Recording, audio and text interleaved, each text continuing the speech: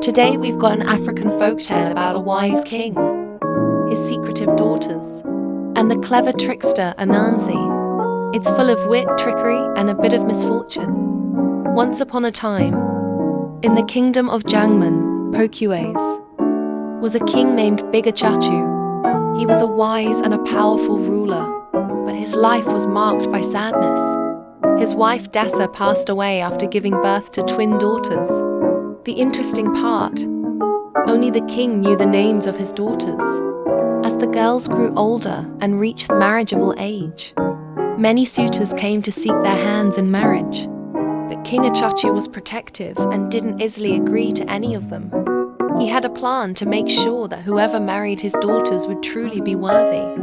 King Achachu announced that whoever could guess the names of his daughters would not only marry them, but also receive half of his kingdom. This challenge attracted many, but no one could guess the names. A clever trickster, Kweku Anansi, heard about the challenge. You might know Anansi as the spider who's always up to something tricky. He went to the princesses and said, "We've been friends for so long. Please tell me your names so I can marry you." But the girls refused to share their names. Anansi began watching the princesses closely and realized that they went to the forest every morning to pick ripe mangoes. He decided to sneak ahead to the mango tree. Once he got there, Anansi quickly plucked a mango and handed it to one of the princesses when they arrived. She excitedly shouted, "Kenyum, I found one." He did the same to the other princess and she also shouted, "Sorpum, I found one." Anansi was quick to make sure he didn't forget their names. He sang a little song to remember. Kenyum, Sorpum Tanta. With that, Anansi was so confident that he had the names. On his way to King Achachu's palace, he met an old woman.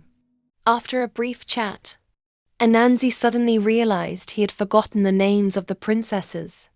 Frustrated, Anansi cursed the old woman, calling her a witch who didn't want him to succeed. But in his rush, he ended up mixing up the names and came up with two completely wrong names, Jireso and Jiregpi. He arrived at the palace ready to claim his prize.